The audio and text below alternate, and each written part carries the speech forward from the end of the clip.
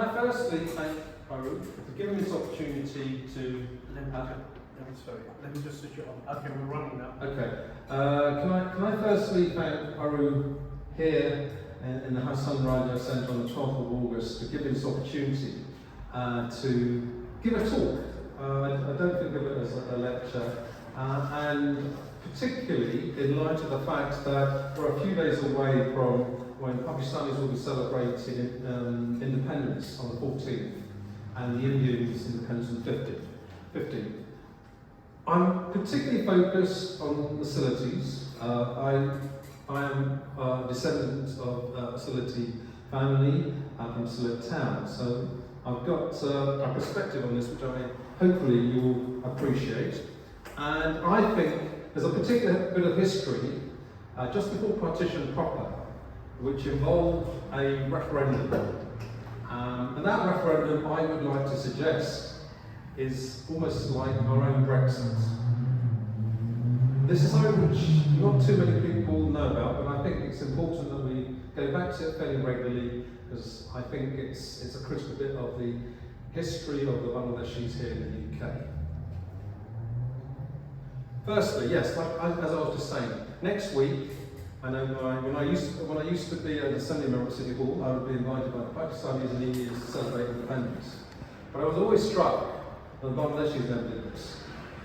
And yet, as Farouk will tell you very clearly, we were probably the most affected by British colonial rule for several hundred years. First contact they had with the subcontinent was with Bengal.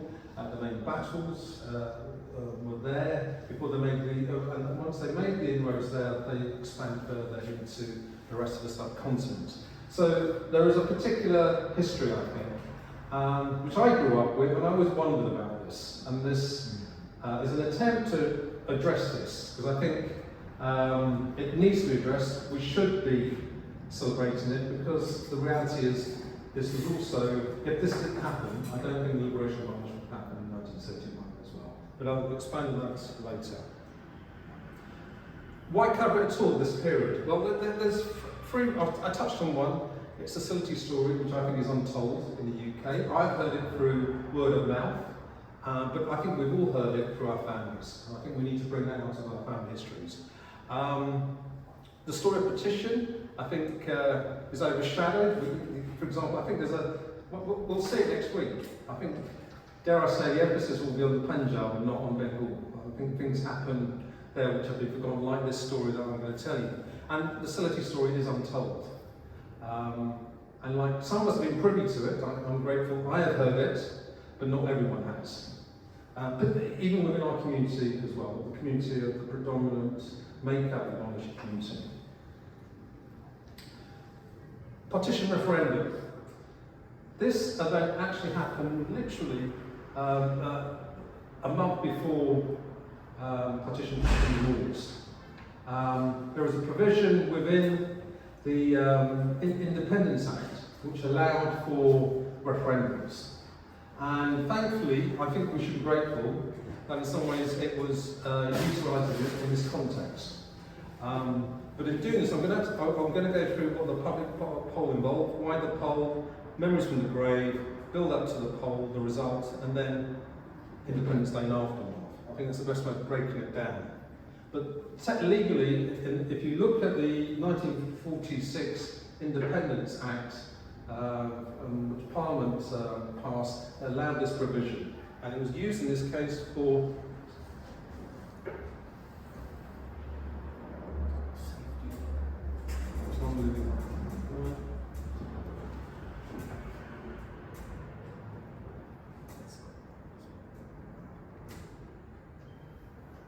Thank you.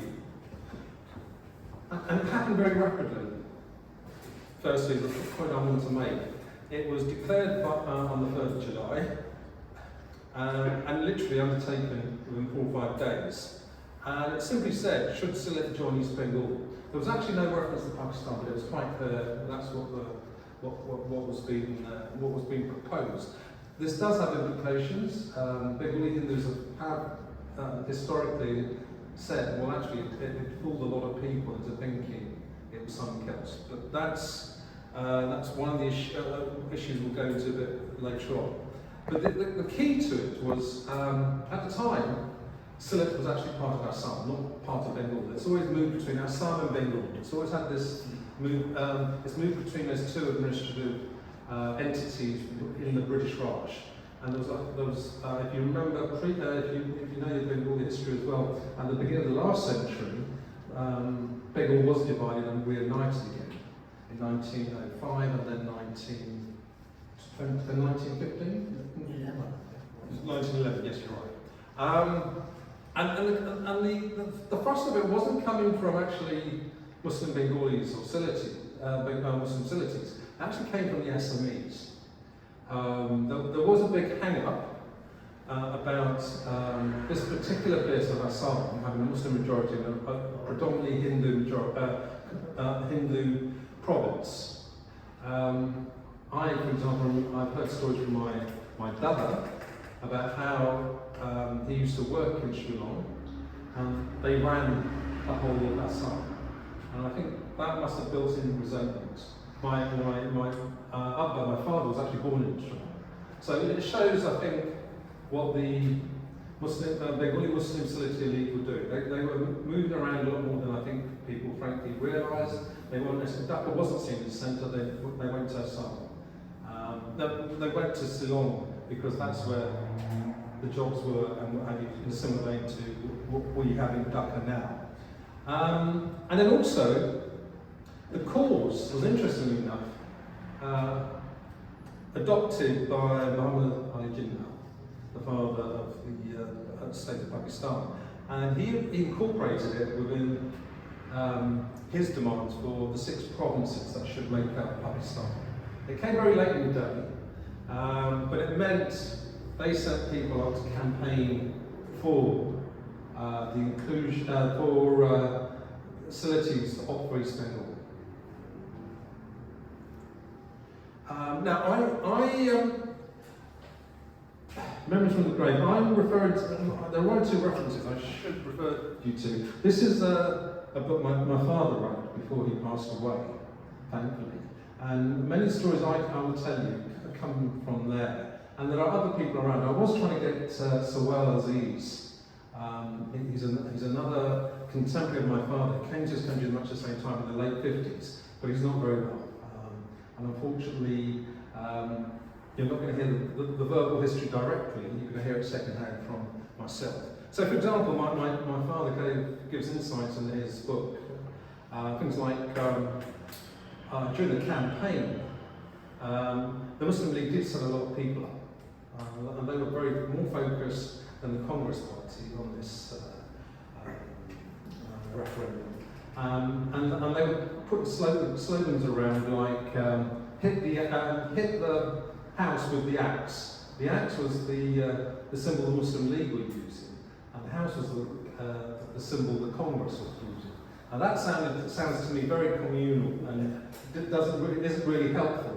But if you read Sawal Aziz Ramsas's book, he will tell you that his father stood with the Congress Party against going to East Bengal, but stayed in India.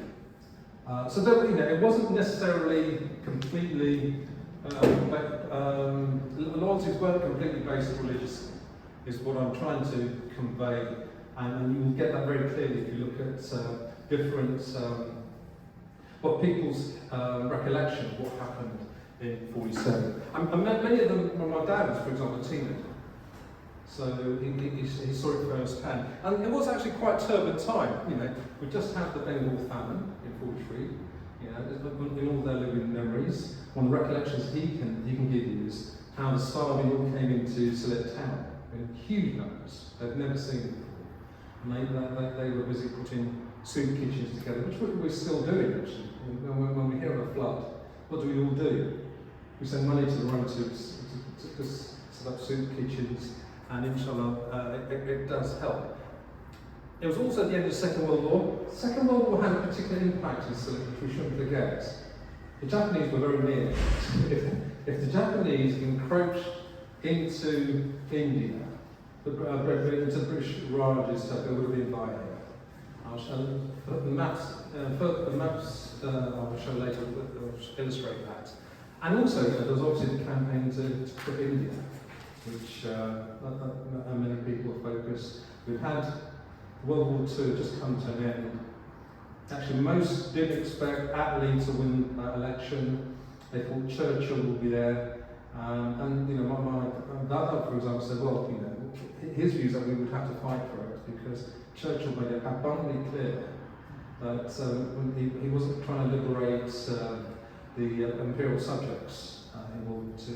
His focus was actually to hold on to the imperial assets that the British state had at the time. Obviously, quite a different story with Attlee's government, and quite honestly, they had so much on. They wanted this moved on, and they did. They just handed it over to Mountbatten. That's another story.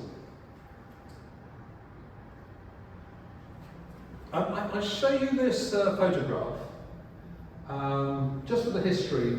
Jinnah actually made an effort. He actually went to Sylhet as a Muslim League representative and got in with the major Muslim League entities. That's clearly, obviously he's in the middle. These are probably the leading lights of the Muslim leaders in Sylhet at the time before this partition. There's only one person, I think anyone here may recognise apart from Muhammad Jinnah. I'll just point you to him. This long, tall fella here, who in subsequent years found himself here in the UK doing a lot of, I think, good work for the Bangladeshis, certainly in the East End. If you can remember his name right now, I'll give you a nice present. But that shows that I think some of the politics that was happening around there at that time. Jinnah made an effort, he incorporated it into his Sixth Province campaign for Pakistan, and this is actually in a tea plantation. He didn't actually go to Sylhet town, but he was got up in a tea plantation owner's place.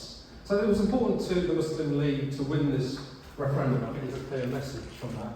And people have got these photos, so I've got this from our family archive, and I'm sure there are plenty of other things like this around. The results, I tell you, it happened very rapidly.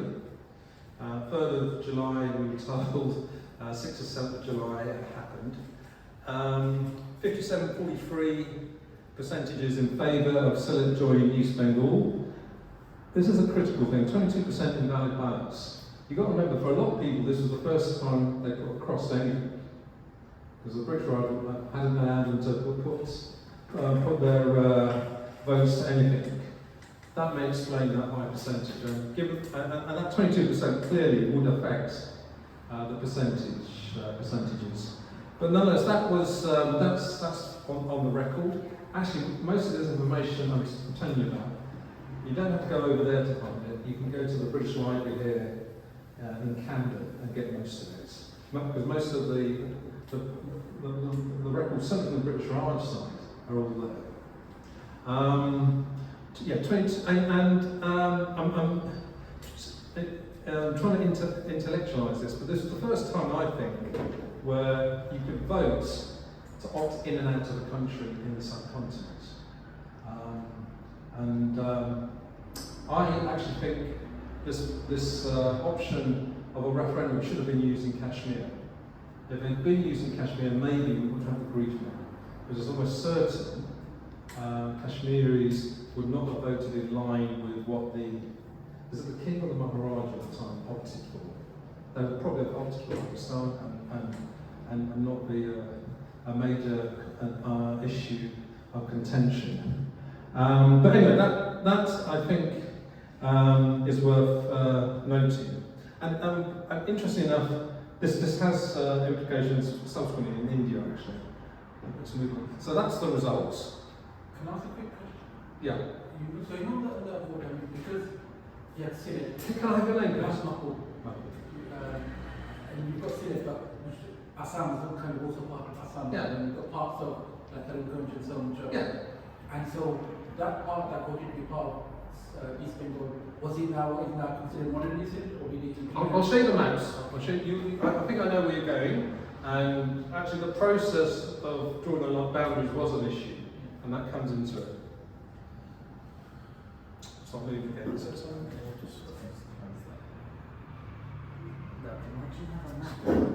okay, now this is the breakdown of the figures. And I give you these because I think it's interesting. It wasn't. I gave you the overall results. Within Sylhet, there's a number of sub-districts. So, for example, the ones that we will be most familiar with here are Molibuzzer. I mean, for example, most of the Bangladeshis in Camden all come from Molibuzzer. Tell me if I'm wrong. Yeah, that's correct. Shinamganj, where are most people here? You're here. It's 50-50, so 50% are from Shinamganj here. Okay. Hobbygonj and Karimgonj I will come to, because but the interesting thing, the reason why I bring these figures out, the breakdowns, is it tells you the total votes, but it also tells you how many votes were cast in favour and votes cast against. The two I want to illustrate to you is Molibuzzer. Interesting enough, they voted to stay in Assam, that sub-district. I'll show you the map which it shows. And then Karimgonj actually voted to stay in, to be in East Bengal. Only marginally, but nonetheless, they wanted to stay in there. And I'll show you what happened to them. So I've shown you that one already. You had the referendum on the 6th or 7th July. The very next month, you had independence on the 14th and 15th of August. But the reality is actually at the time, this story is I find staggering. Actually, most people didn't know where the boundaries were for Pakistan, so and subsequently India, of course, as well. Actually, people got told the boundaries 2 days after independence. I had heard that story from my other conversations and what have you. It was confirmed last year when they did a programme on Mountbatten. Mountbatten made a point of keeping the boundaries to himself locked up because he thought it would help. I would like to suggest that caused no end of chaos. No one knew which side of the fence they were on. They were, for example, in my part, my family was part of Sylhet town. There were many Hindu families that decided, well, we'd better be on the Indian side. But they weren't sure where the line was drawn and where we was. I mean, Sylhet town itself is about 60 miles from the border. That's actually not very far and significant. So, at independence, the Radcliffe line drawn by this anonymous bureaucrat who was sent to India to sort this out 6 weeks, solely on the basis of religion, not on ethnic or physical geography of the locations at all, made its impact. But the other thing which was interesting, which I just touched on, one of the sub-districts of Sylhet, which had voted to go into East Bengal, was left still in India. And I suspect you know the story, the Karimgonj story. You don't? Okay. Well, that's where the facts come in and the boundaries. And I'll show you further. And then there was also an issue then, and it's still today, unfortunately, about Assami migrants, the movement. Like I said, the boundaries were left very unclear. We were only told this then 2 days after independence, and I think it had a substantial impact on the conflicts, particularly in Punjab. Less so in Bengal, but nonetheless it did have an impact. And Assami migrants coming into East Bengal was established as an issue then, and unfortunately still is, which I'll come back to when I sum up. That's the map that was drawn for Bengal. The red line was actually what eventually happened.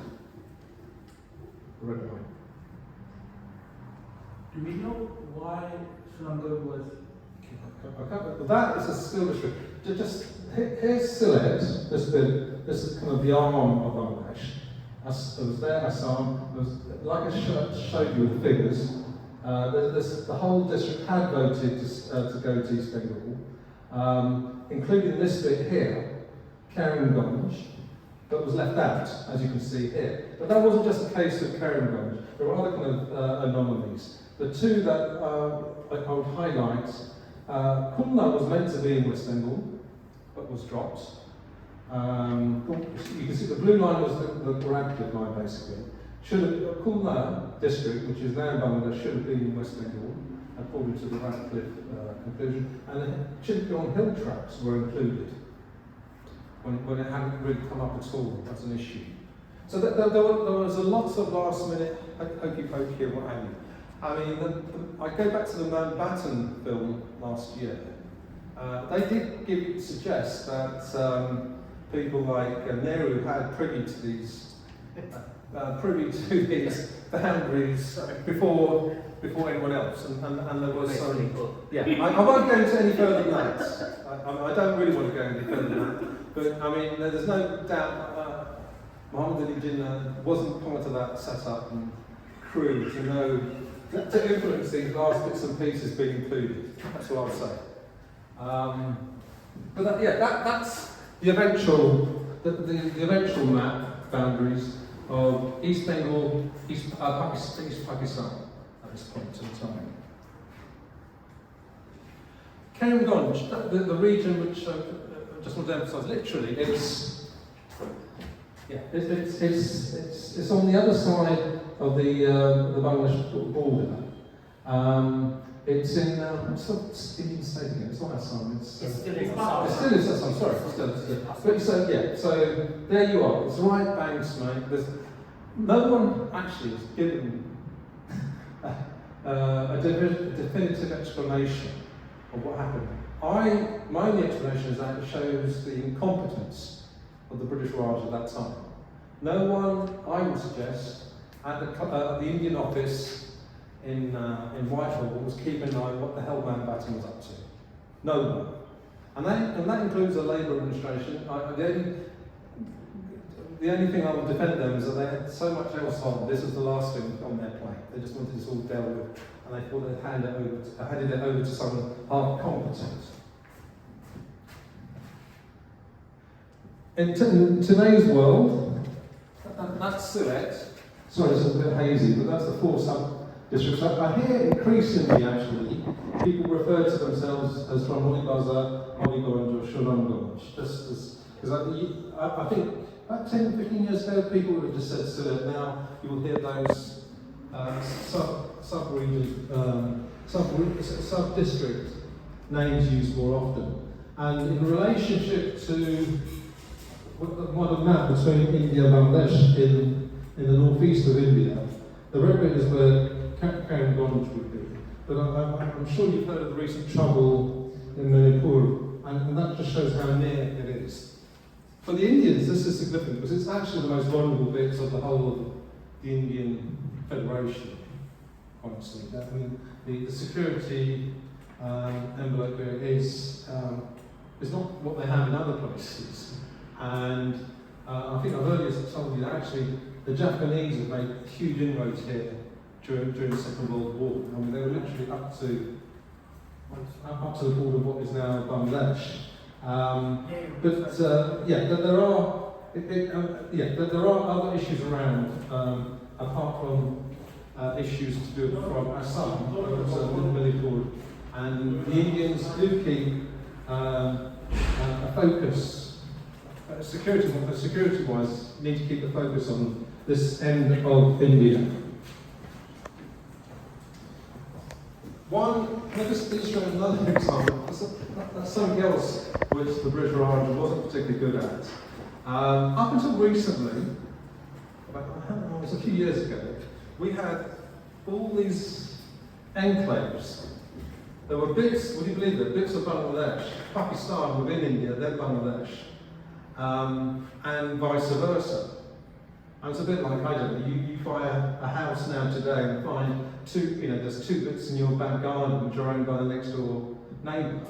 And the lawyer should have sorted that out at completion, but never was. Now that issue literally has been hanging around.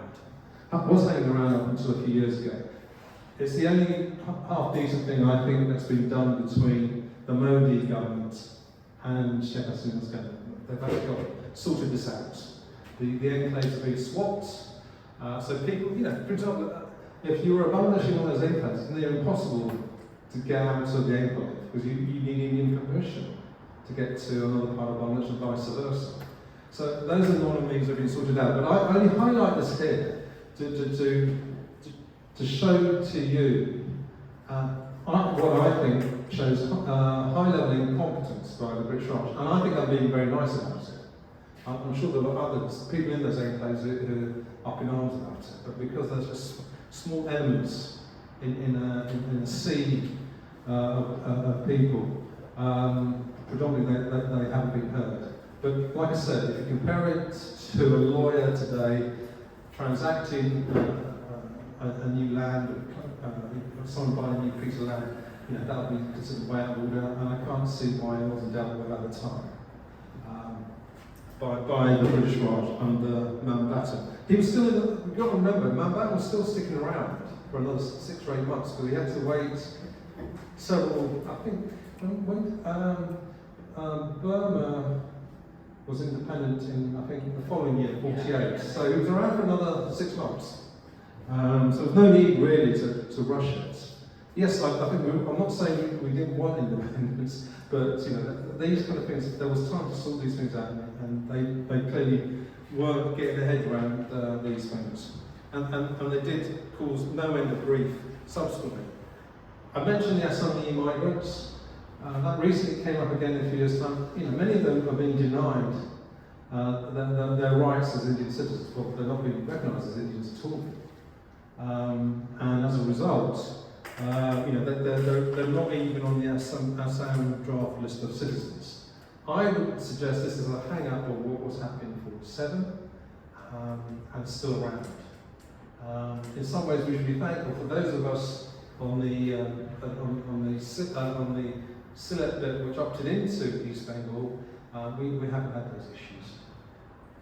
But, yeah, whenever you hear things, that's the context. This was an issue in 47, it still is now, and there's no doubt there's an attempt to, what's the word? Take people who've been there for generations rights away from them if they don't have the adequate paperwork. And those Assamese elite have always been behind this job. Because you've got to remember, it wasn't the Bengali Muslims of Sylhet that pushed for this. It was the Assamese elite who were keen on this referendum. And got it. So, in conclusion, I think that the poll, whatever misgivings I have, I told you how quickly it was done,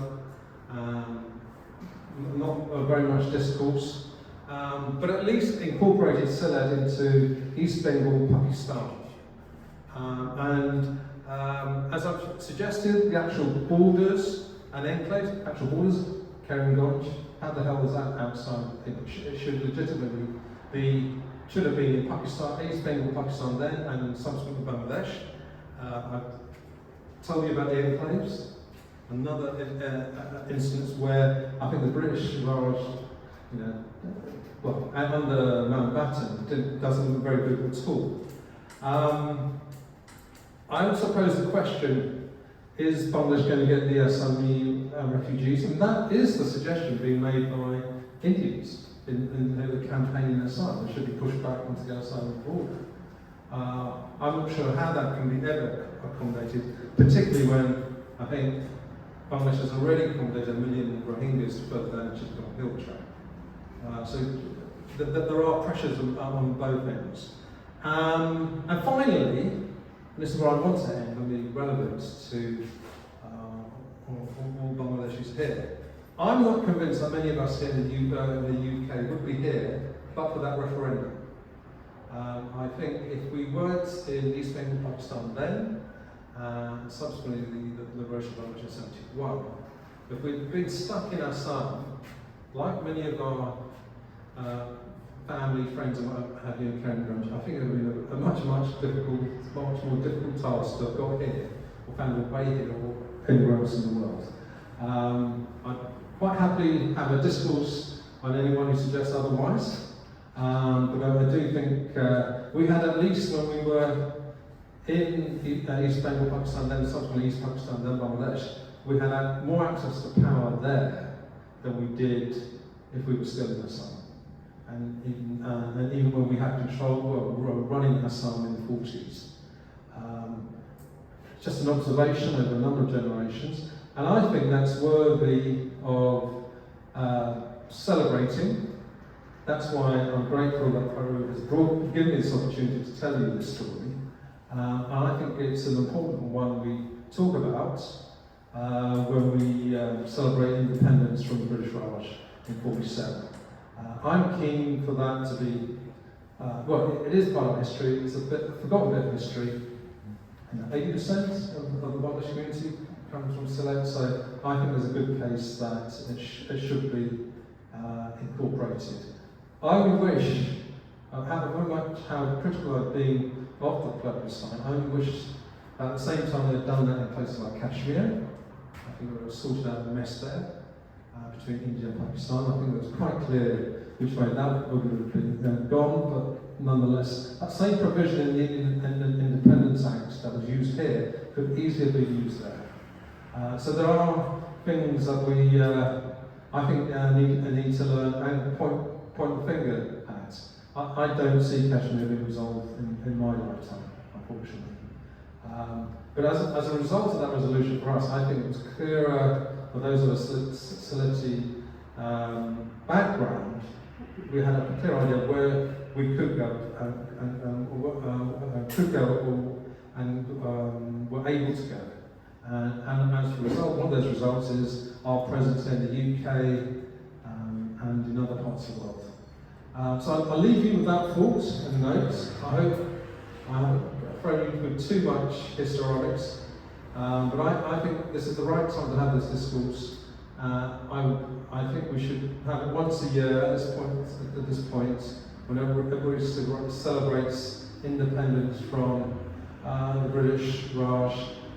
Because, like I said, if the Pakistanis and Indians can celebrate, let's celebrate, do it in our own way, and find our own space. Thank you very much for listening.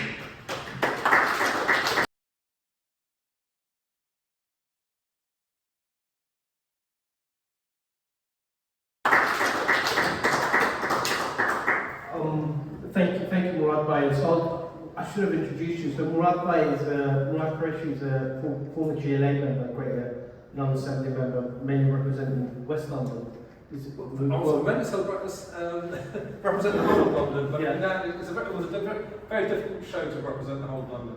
Cool. And now what I'll do is, so some of the issues in regards, just to give a highlight of the consequences of the referendum, some of the issues that are still being dealt with, I'll give over to Dr. Fuad Ali. So Fuad did his doctorate at King's College London looking at river erosion in Bangladesh, mainly focusing on the Brahmaputra River, and also looking at the consequences of that, including refugees created and the migration of those refugees, which had an impact on Assam, migration to Assam, pre-referendum and post-referendum, which is still part of the debate that dominates the debate in India, but also dominates some of the debate in Bangladesh.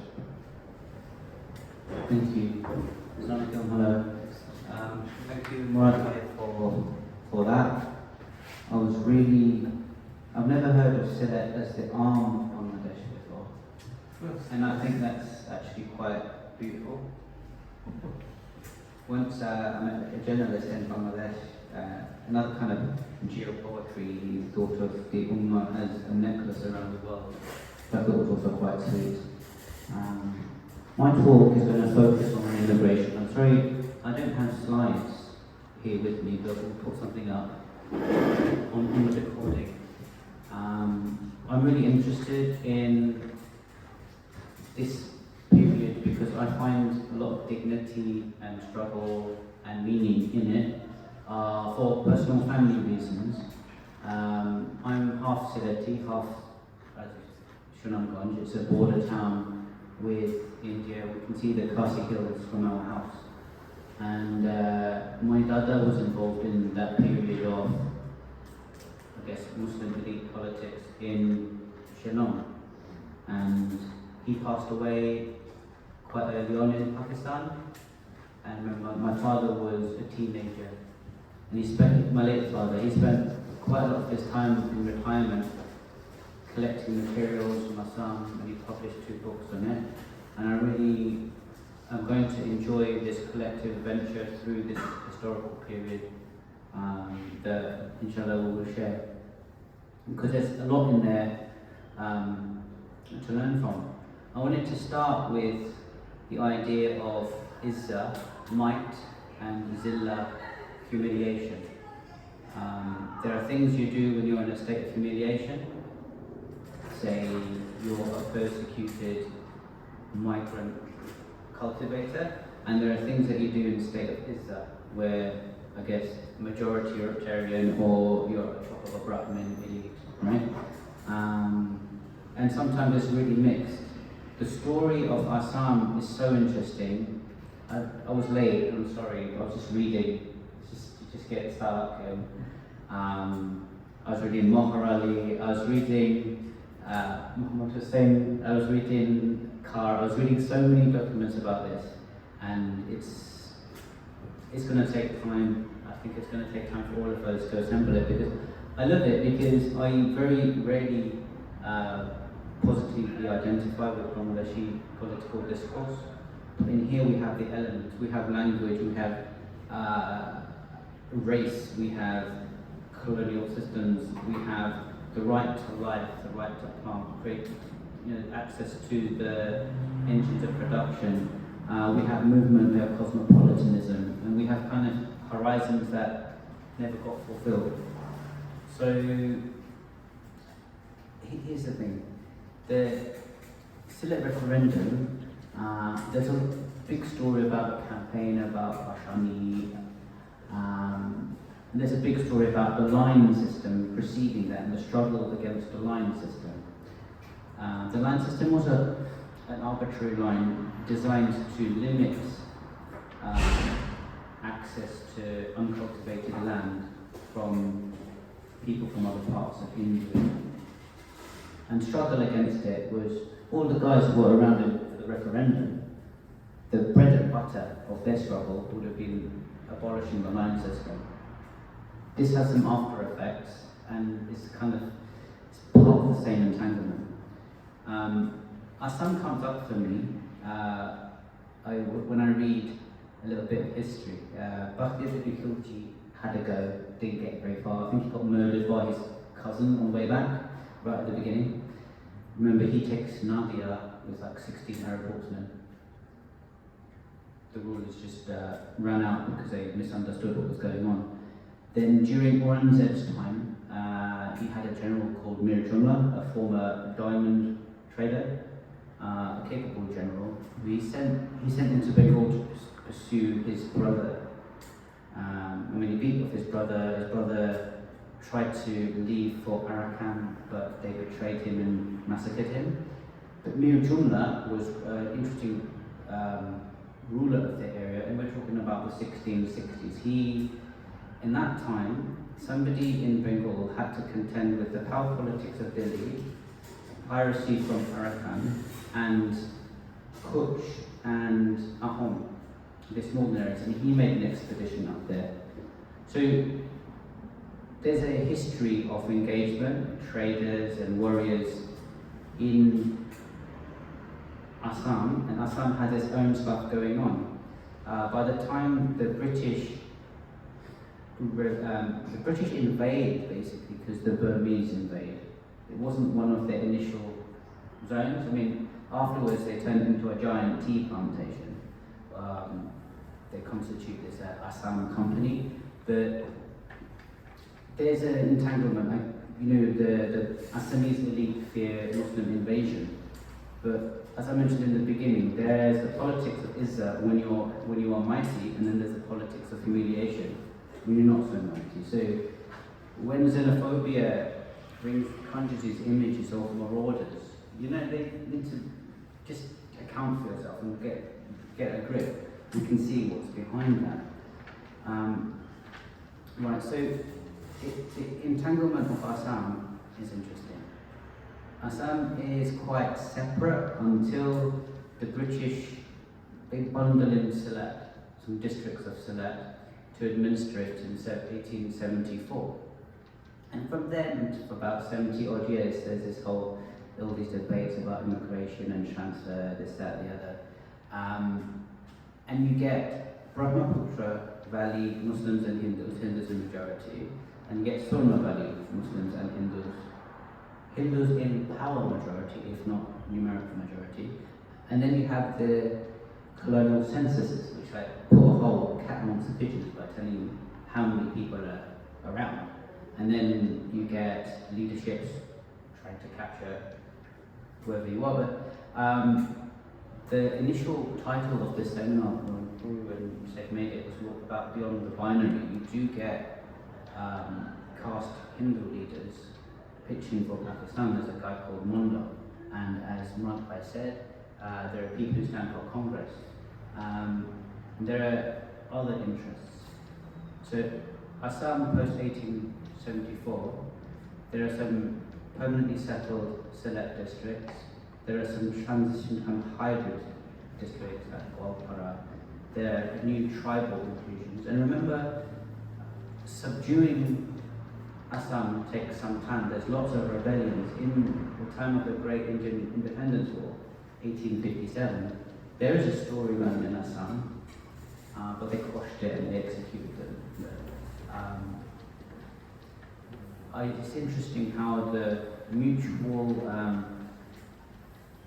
hatred of colonial occupation doesn't translate into a coherent political stream. In this quasi-colonial parliamentary system at the time, you had Muslim politicians, you had Hindu politicians, you had the upper valley and the lower valley, and then you had the tea interests, the Europeans, right? And at different times, folks are getting each other's votes and there's a tussle. The quality of the discourse in those times is amazing. The arguments that we can access on indigeneity, fantastic. There's one leader called Abdul Mateen Chaudhry, I don't know if you've heard of him. His descendants went to Zoroaster, actually. Yeah. Right, and he's in the Assam Legislative Assembly, and he's arguing that how comes if you come to this region and your ancestors were invaders, they came with Mir Jumla or the Ahom kings and destroyed the land, how comes you get all of the protections? Are not these guys who are coming or landless, are they not children of India, of Mother India? And cringe, pledged allegiance to Majesty the King.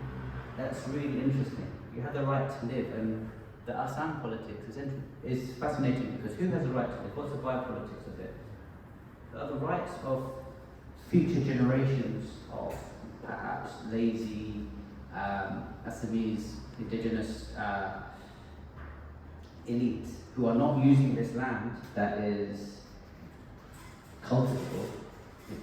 Are their needs greater than the needs of somebody who's going to starve to death? It's really, this PPL system, really, really cool. We see this here.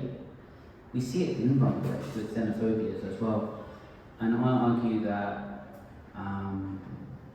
one of the great shames of this referendum is subsequent irresponsibility of us. These solidarities that we have, that we say that we have, as soon as the political border changes, we don't have any feeling.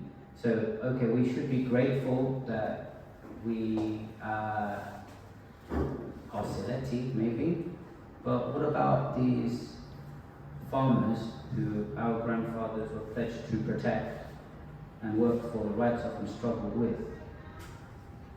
they are subject to massacre, citizen stripping. What is our responsibility for that? What happened to all the people? And here's another entanglement, going back to my central theme of immigration.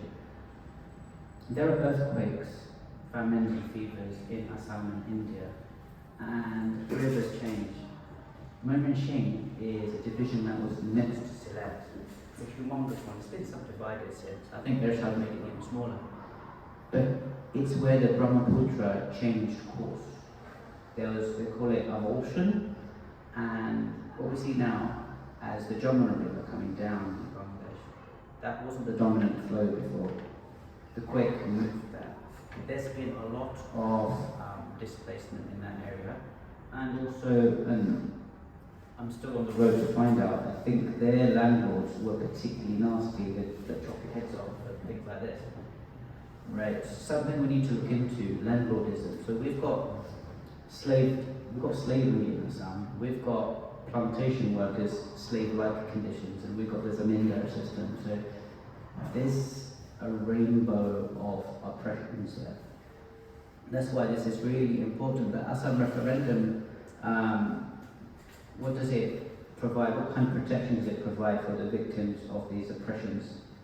It's quite sad that colleagues who were in the same party, in the cabinet up until 1946, they perhaps had the xenophobes where they wanted them. Following independence, what is the protection of these really, really vulnerable migrants?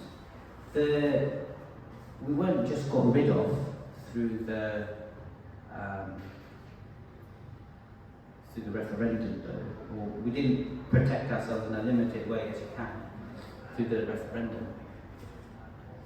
From the beginning of the 20th century, there was always this debate of transfer of districts here and there, and it comes up over decades, and you can see it on the pages, and you can see the arguments. I really liked this argument of this Muslim League fellow who was, sometimes you see the Labour Party doing this as well. Look guys, the guys exploiting you are these Marwari traders.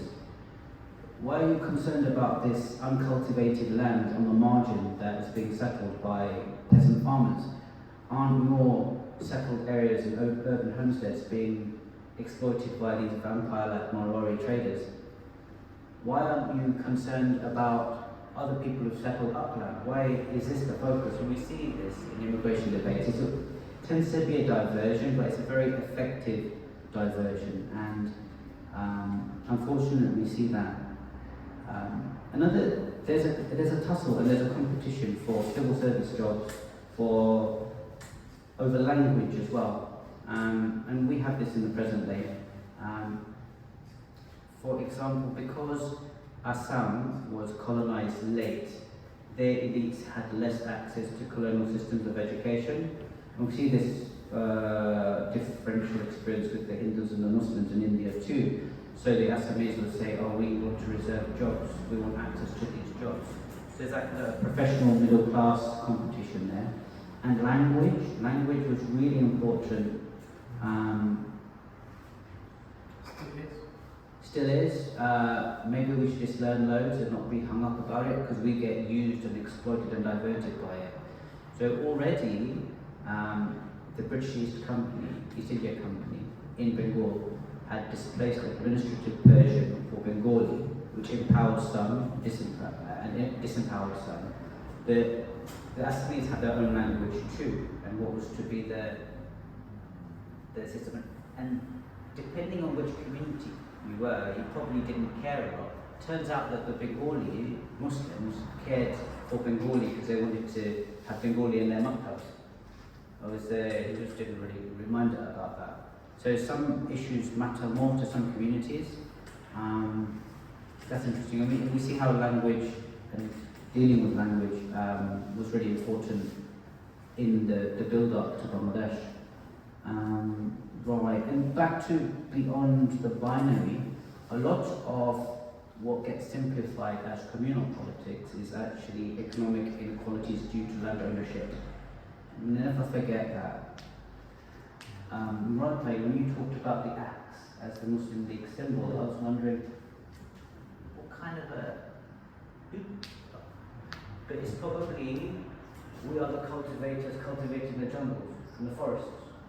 Probably not that we're going to attack with an axe, but rhetorically that squeeze, yeah.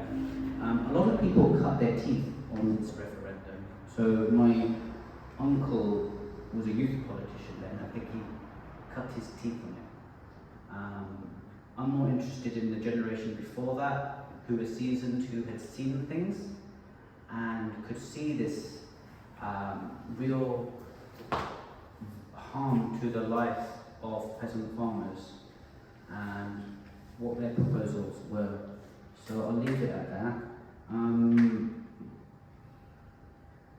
So earthquakes, river erosion, tussles for civil service jobs, language, deep-seated fears of domination, Islamophobia, and there's another issue about opium, which it would be a mistake to exclude. So one of the problems in Assam, as the British are coming in, before the British are coming in, is widespread opium addiction. And the British don't care. They said, no, you've got to buy our opium, because they have opium monopoly. So that's an anxiety that we should attend to.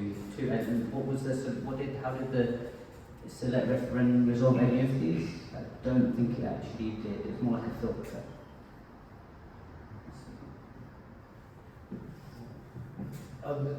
Thanks, Fuad. So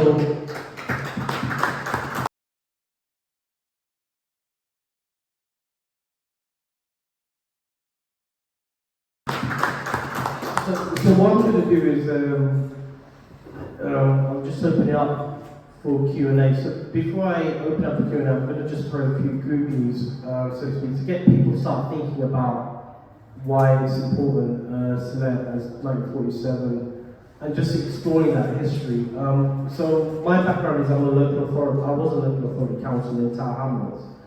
One of the things when I was a councillor was the level of ignorance within Tower Hamlets Council. So Tower Hamlets Council always says how proud it is of his sort of like history of migration, but the level of ignorance that they don't distinguish the subsections within that migrant community and the experiences, or they don't understand the experiences.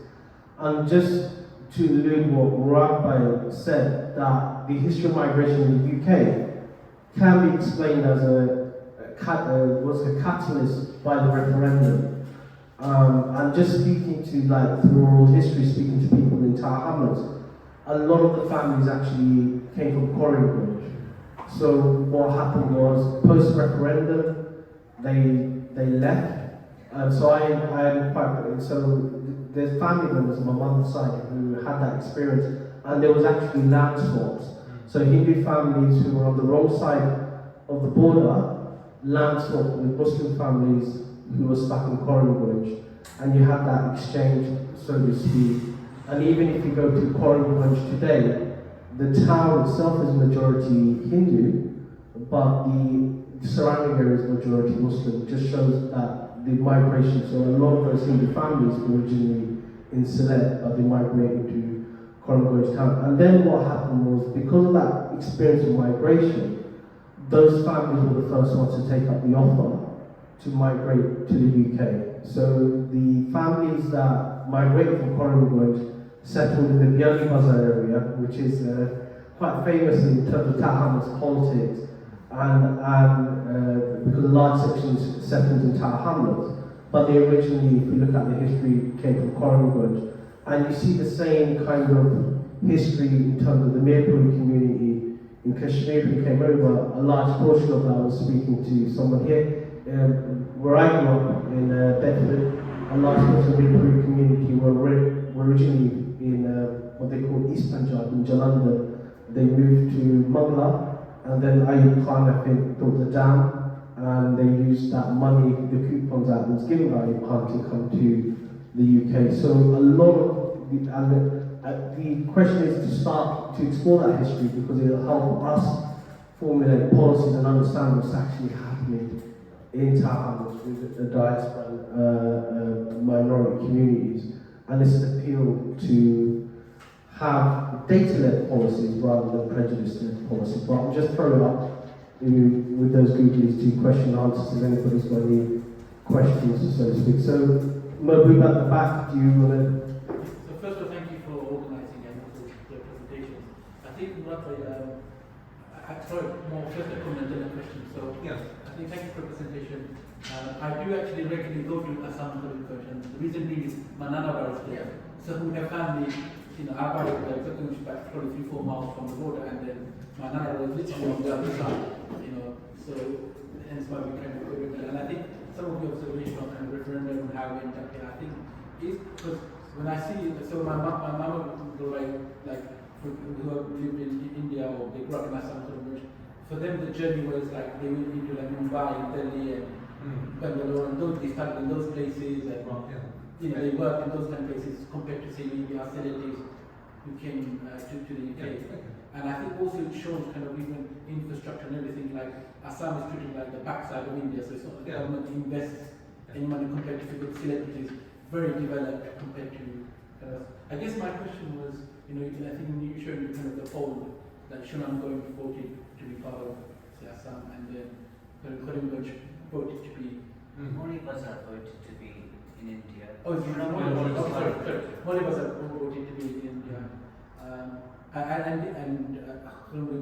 Was there any reason why? Do we know why? Oh, I often wonder. I have no real. Because there's a Muslim majority in Wali, right? Yeah, I mean, for example, I'm aware that in London, if you go and see the Bangladeshi community in Camden, they're all from Molybus. There's no one is. Everyone's from Molybus. I would like to find an explanation for how that happened. But there you are, and then the makeup of what is seen as a homogeneous community is actually much more diverse than people realise.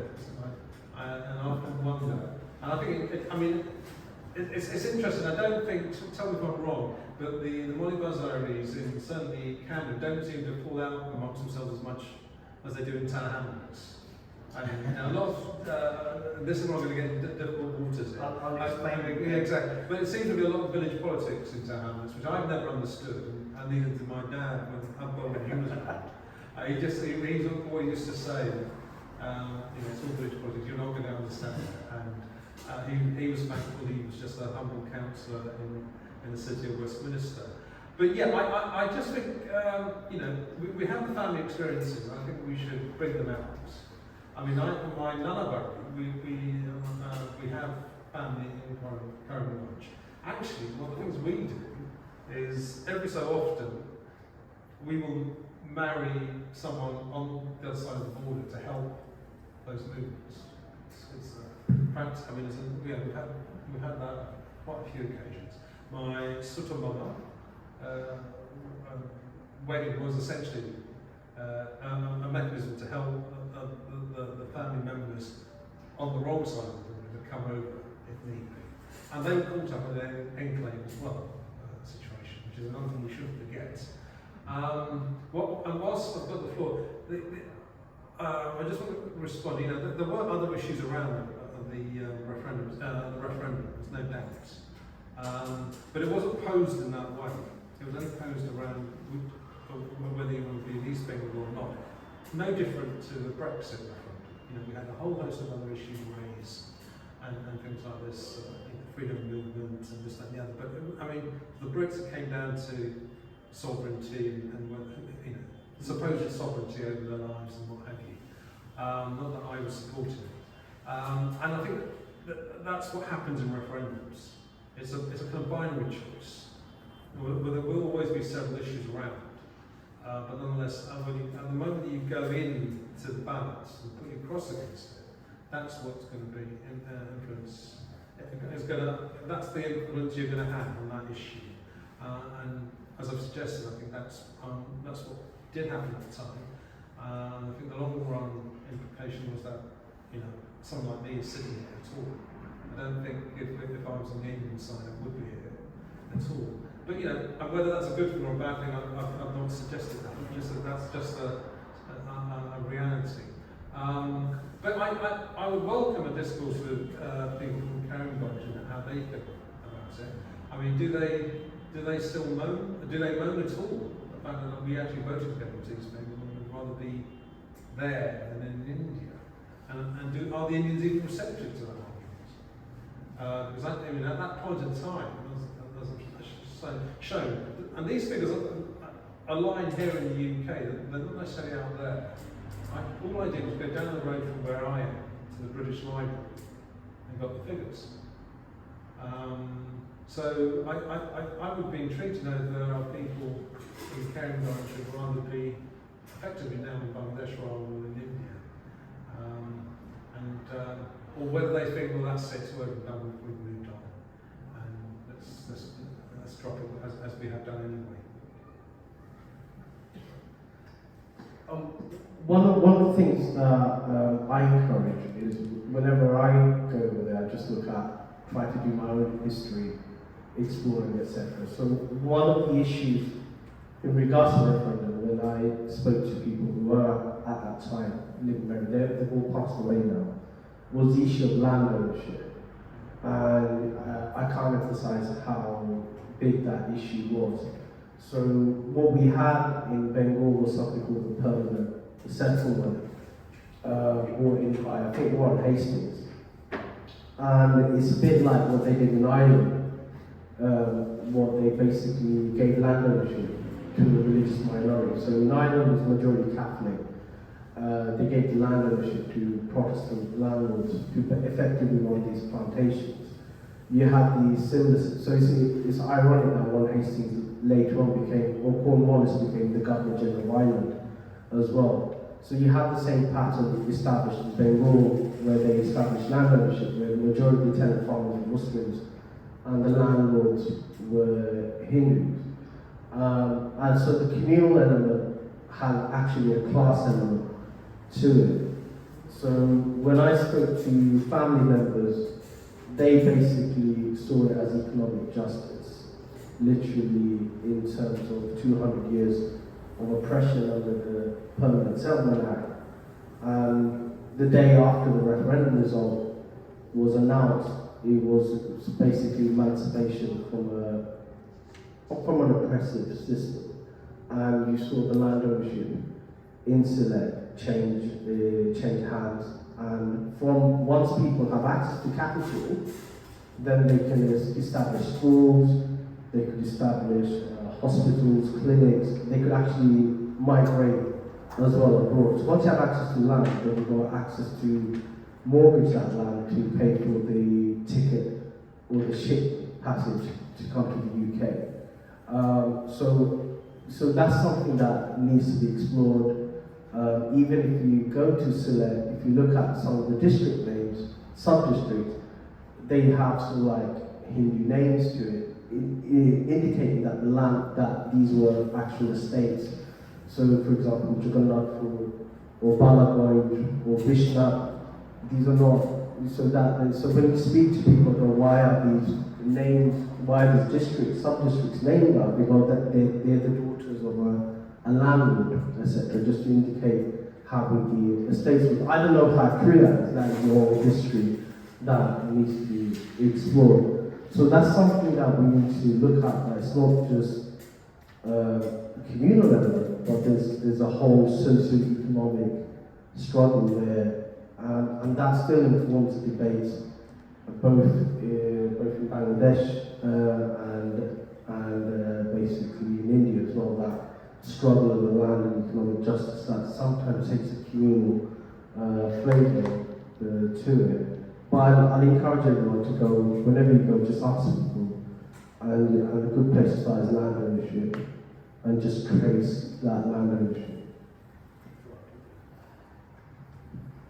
There's some, before we started talking, we're talking about land disputes and so that, and I was reading proceedings of the legislature and you can see some familiar traits in the migrants in Assam on the marginal lands, where they would be seeking land and they would pay really good money for the land land. And middlemen or owners of the land would say, yeah, this land is yours, but they wouldn't do any paperwork. And then they would complain to the authorities of these guys are swamping us. And then here's another one, and this one really makes me laugh. So, and let's use the word settlers for one of another one. You know, this isn't Zionism. So, you had old settlers screwing over new settlers as well, and that's just it's perfect, you know. It's just, there's a lot that doesn't change, but I think there's a lot of responsibility that a border between Sunamganj and this area seems to have fizzled away in our brains as we, the politics of that region has hardly any relationship with Assam and people struggling for citizenship and survival there. So often people in the Lahore resolution Muslim zones, be it Bangladesh or Pakistan, say, oh, I'm so glad that we ended up not in India. And that's not really what somebody being oppressed over the border, it's kind of dustbin politics, you know? Yeah, far away. Yeah, my name is Sylhet, by the way. Well, thank you for the presentation. I really enjoyed it. And I suppose my interest in this is more on the macro level. It's not the micro stuff. You're talking about it's all good and fascinating. But I think when it comes to 47, I think the Bangladeshis or the Bengalis are not so interested as Pakistan, and that's my impression. You may disagree. And I'm just curious to know why that is the case. I mean, I have kind of some understanding why, but it just feels that we're not really so bothered by the 47 partition stuff.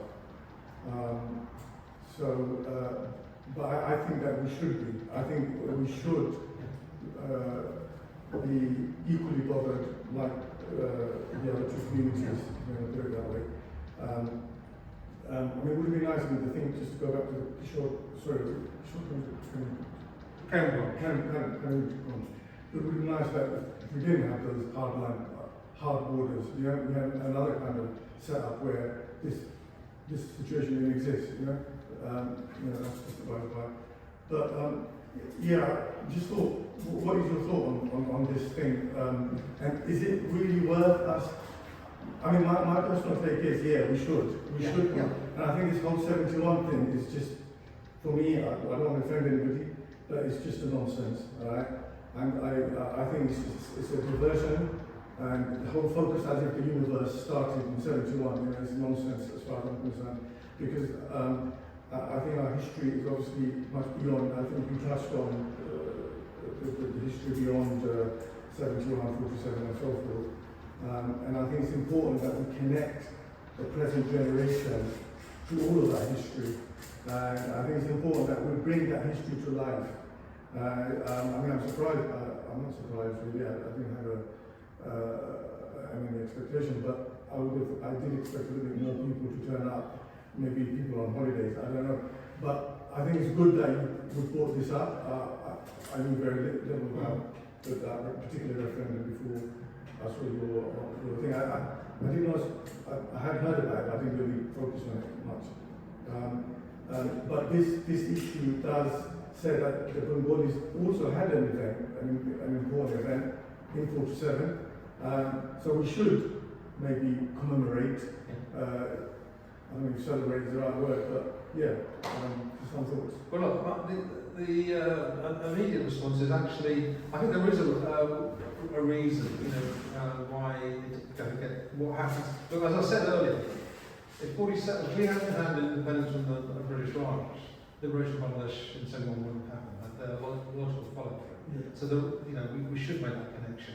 And I think the reason why it gets overlooked is very clear to me. This is what normally happens in my household on 15th of August. We're commemorating the death of one of them, Shepherd Jew. That's overtaken the kind of historical relevance of that date. I know the 15th next was it Tuesday? Sunday 34th, and it's next Tuesday. Next Tuesday, the Bangladesh High Commission will do events and things like this. So that overshadows things. There's no doubt about it. But I'm trying to make a space, and this is, a family that will mourn the passing of Bob Shepherd. I think we've got to also make space for what happened in 47, on the 14th and 15th of August. I think that's part of the story. And within that story is this referendum, and we shouldn't forget it. I'm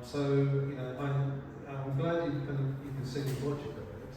And more widely, I think we should balance. There was the comparison with Ireland was quite interesting. The British cocked up 3 partitions. Let me be frank.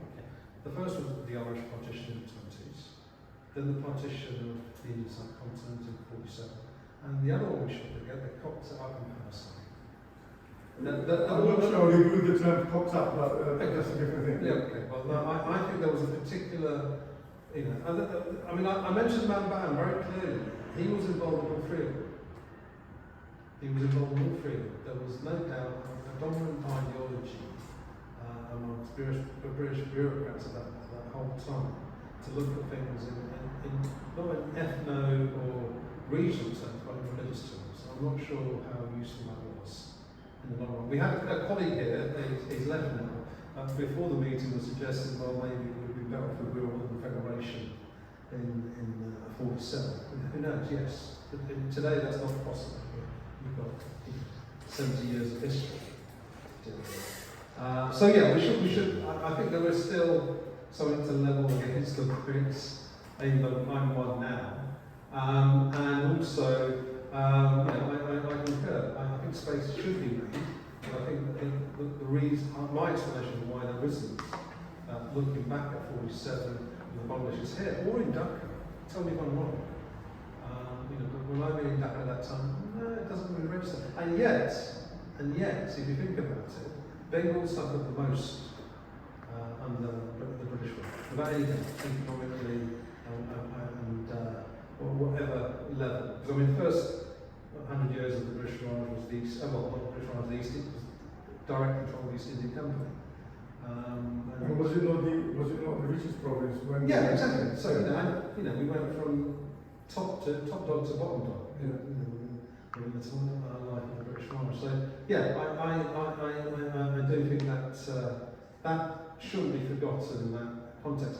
The other reason maybe the Sylhet story I think maybe not raised as much in 47 context is actually we had a lot less communal violence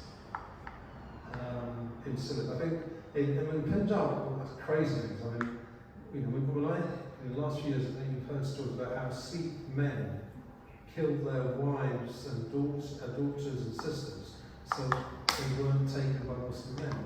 And so that was going to happen in we didn't have craziness like that, thank goodness. And I think that's probably part of the explanation. Yeah.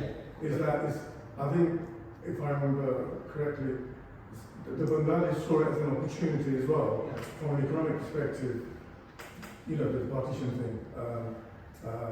So that's probably part of the explanation, but yeah, sorry. But there is a story within there was common lines in Kolkata, Noahani, but there wasn't any in Sylhet.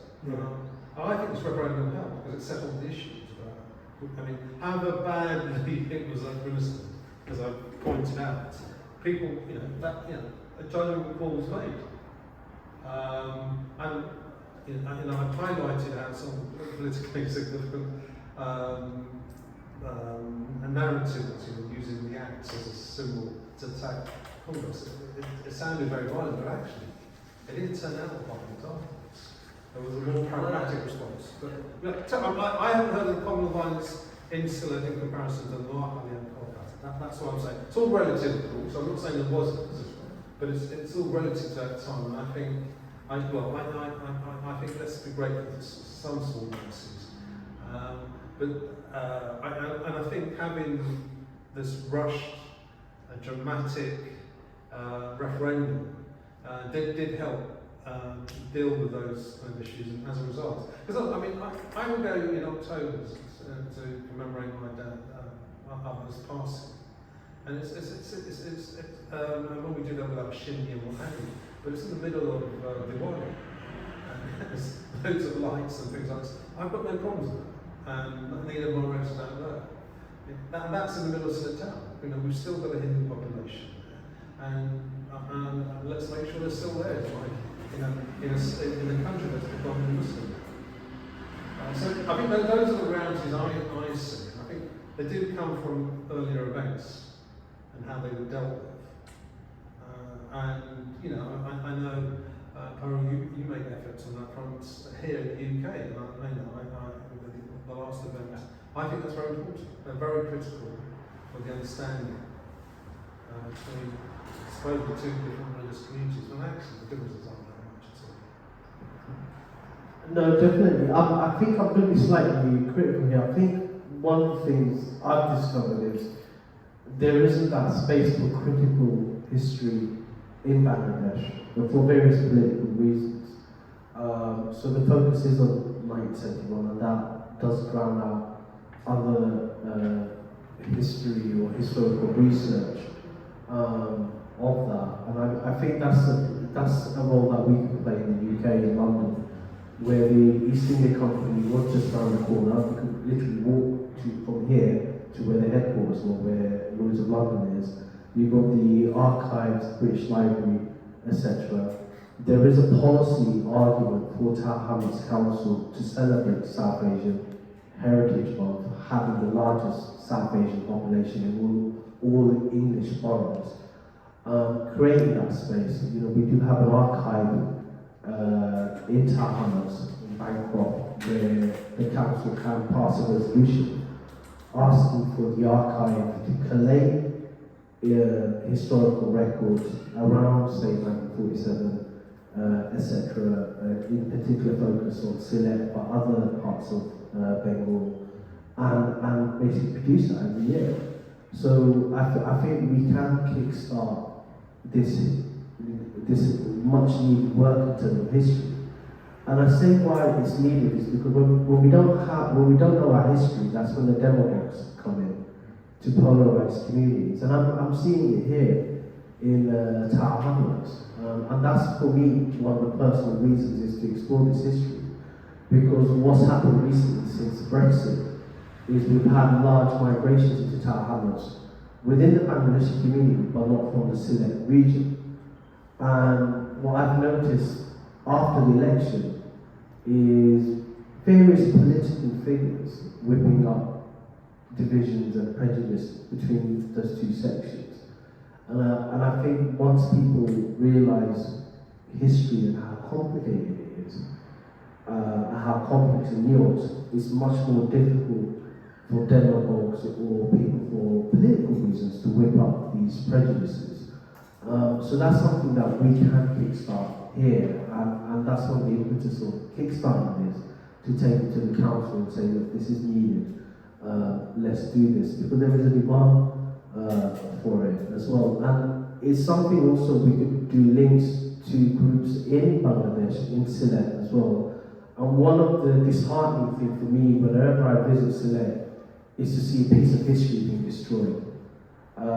So I just want to give two family anecdotes. Like, for example, my village where I come from, it was founded about 700 years ago.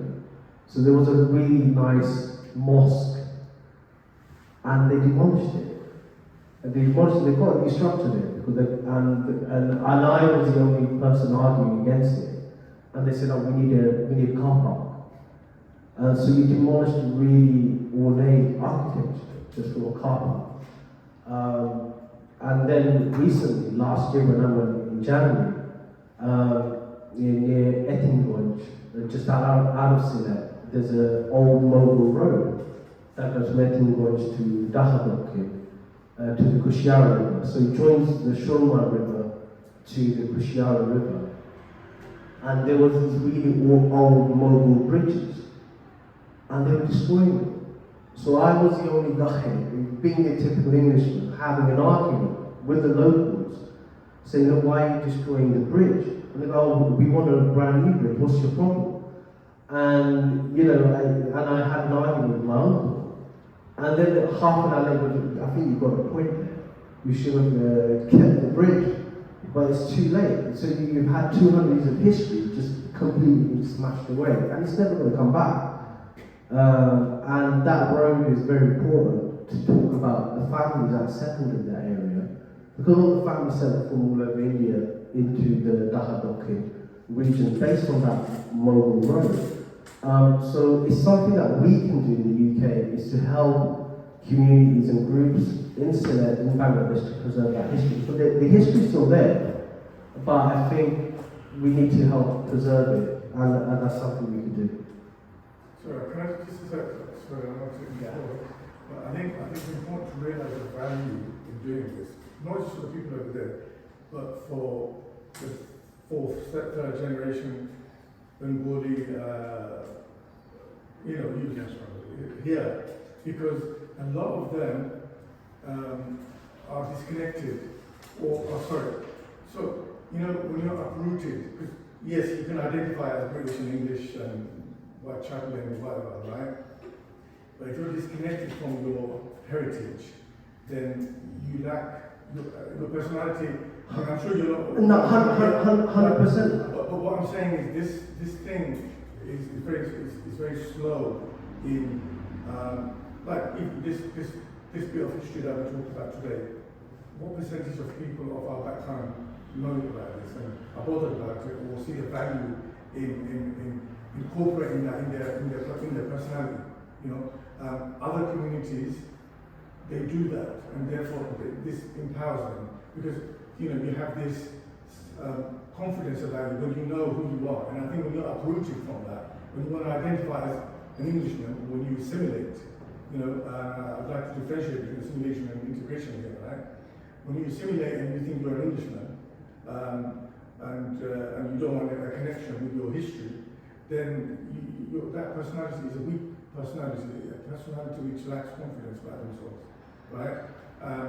And so that's why these things, for me, it's important to bring this out and to have a mass education, so that people feel, maybe empowered. 100%. So I just want to answer that from a public policy point of view. Hamlets have the largest child poverty rates in all of, say, Western Europe. The majority of that is concentrated in the Bangladeshi community.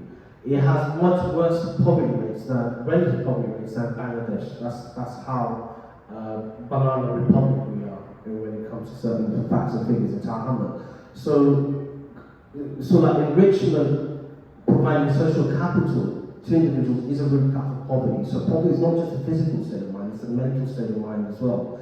And it is a long journey. So, with the community language service, they abolished it. I personally took a stand, got suspended, but the community language service is back again as an anti-poverty tool. So same thing with history as well. And that's why I always make the case. When I was a counsellor, there was this narrative that Bangladeshis just fell from the heaven in 1978. That before that they were never there. And I always point out that Bangladeshis were here in the East End for 400 years. It's just you guys didn't notice it because you didn't need their votes. When you needed the votes, then all of a sudden you're recording the history, the squatter movement, the anti-racism, but you're not recording the history for 400 years. So there's a book that's published in 1785 by Ihtisham about his travels in 1766 here in the East End. So that's something that we need to challenge. And that's what this is about. Everything is a first step, and let's go on this journey. Because one of the action points from this is we want to take the proposal to Tower Hamlets Council, saying, look, here's a proof of concept. It works. The demand, it needs to be done. Other London boroughs are doing it. You have the largest South Asian population in all of England. It's a bit weird that you're not doing it. Fuad, just. Yeah.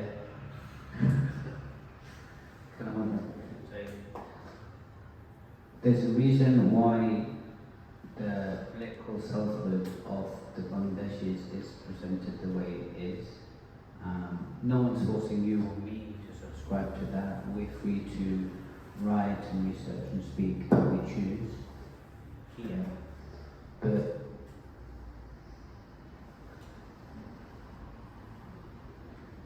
But the politics of the memory of partition in the British establishment might be something that's of utility to some people.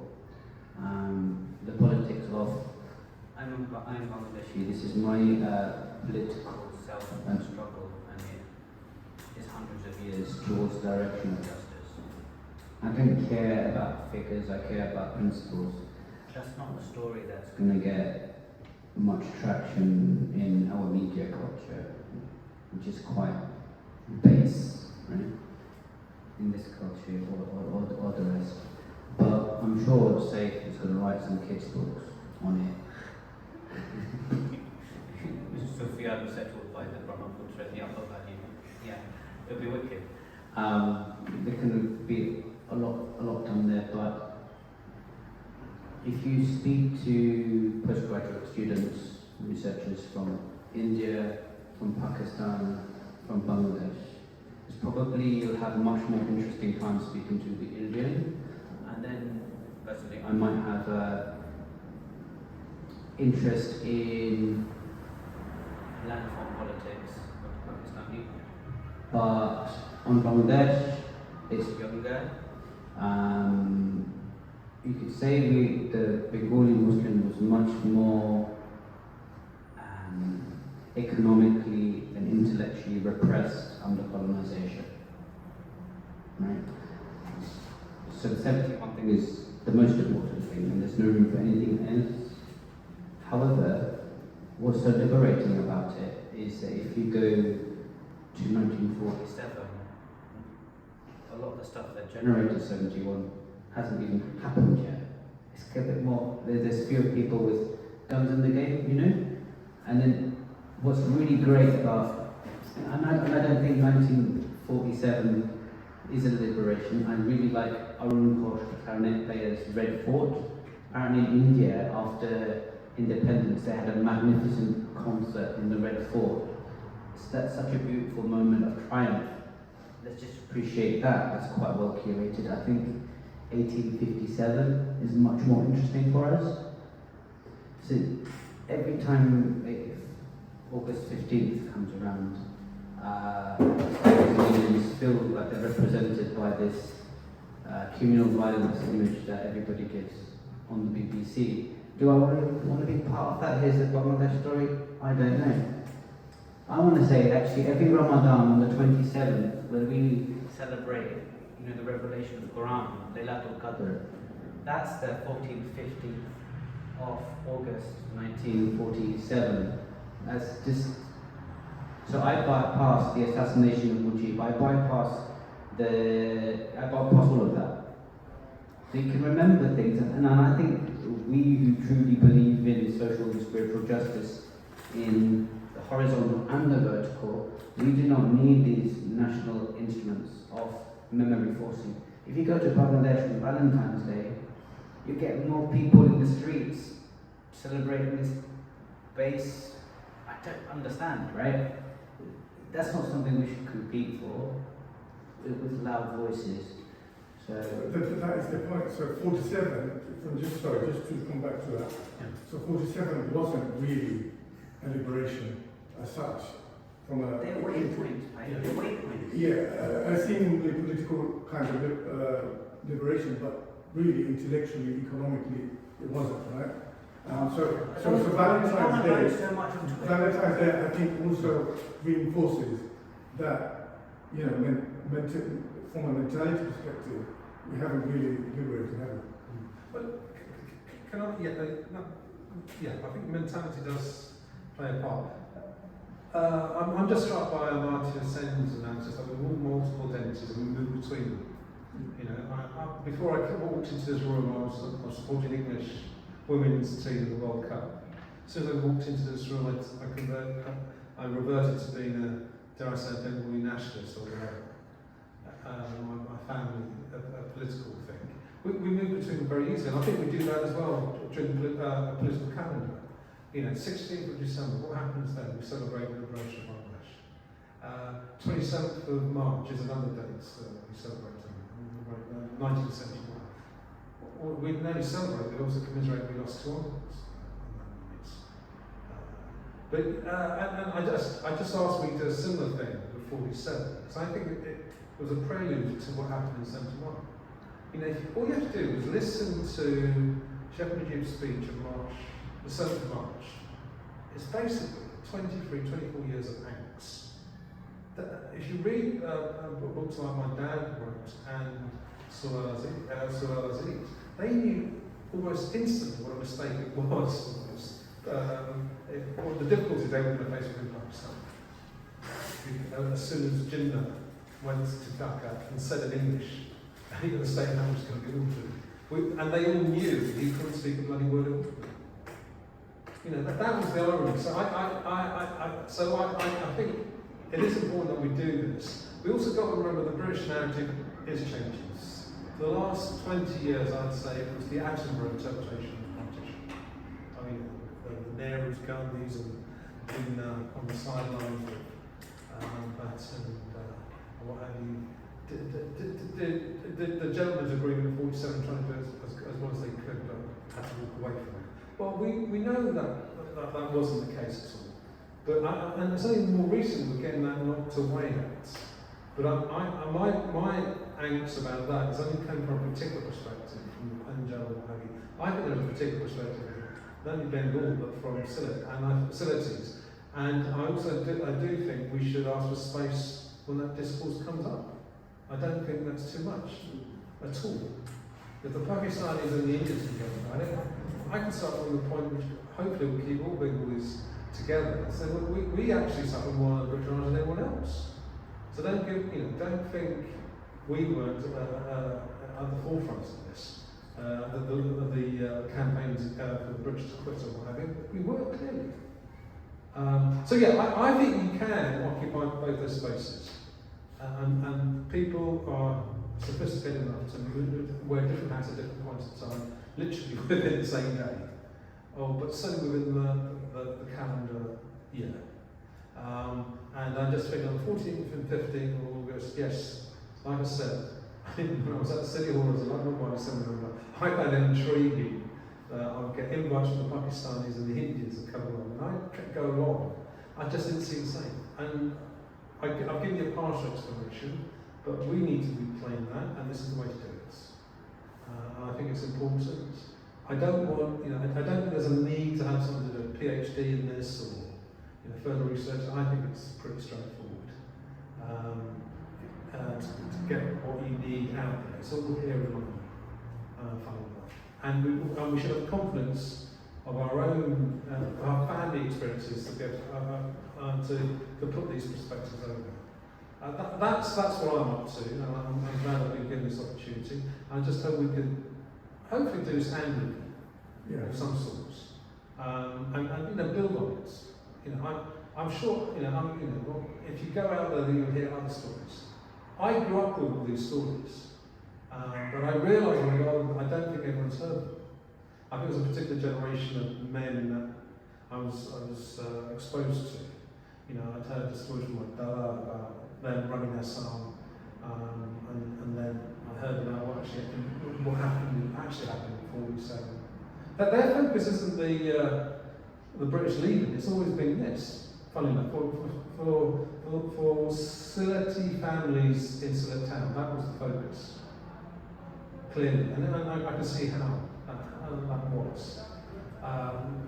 But it was also a prelude to other things, and they did realise, they were getting into a much more difficult situation in some ways.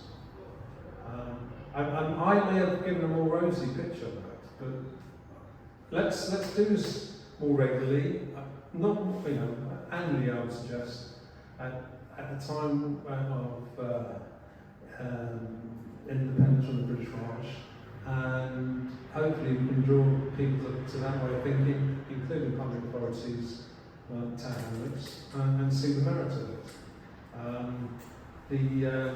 I think 71 is another small thing I did on the 50th anniversary was actually London played a significant role in 1970.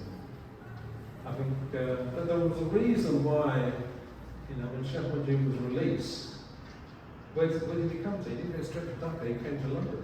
and put up with challenges.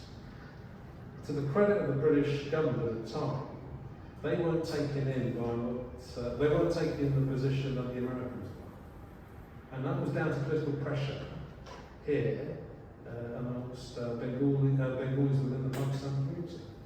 No doubt about it. But that's another story that we could tell, and I think we've got to make sure we incorporate these when these things are. Pakistan don't want to discuss 75. Do they? Let's face it. And yet they lost more than half the country, the majority of the country. I think you find a lot of Pakistanis, they didn't really know the details. Yeah. Until Imran Khan recently. And then because of it, a lot of people did start to dig into it, and they were surprised that this was exactly. this They're completely, I mean, England actually. But actually, if there was one democratic election they should have supported, it was that one. It was clear. And that, you know, it was a fair and free election to all intents and purposes. No one, all the readers I've done, have never suggested otherwise. And it's to the credit, would you believe, of the Pak Army. What was outrageous was the Pak Army's involved. And they've had that ever since. Well, you know, we've had the Bangladesh Army do their deeds in the 70s and 80s, but by and large, it's sitting at the barracks. They haven't got that position. But yeah, I think the important thing is that we have got a story to say.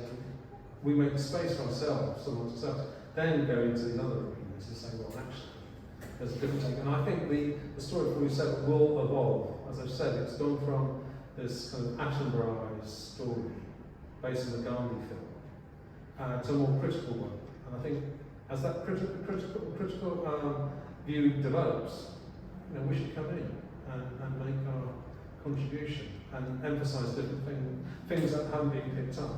And hopefully, not only authorities like Sahara, but others will pick up on it. We have got the family members of all these events. There's no doubt about it. My family has, everyone has, is my view. You just got to tap into it. Where it's recorded and recollecting something recorded it in all the various ways that are possible. Cool. I'm going to bring things to an end, but just to let you, everyone know that one of the things we've been discussing is to actually take this to town.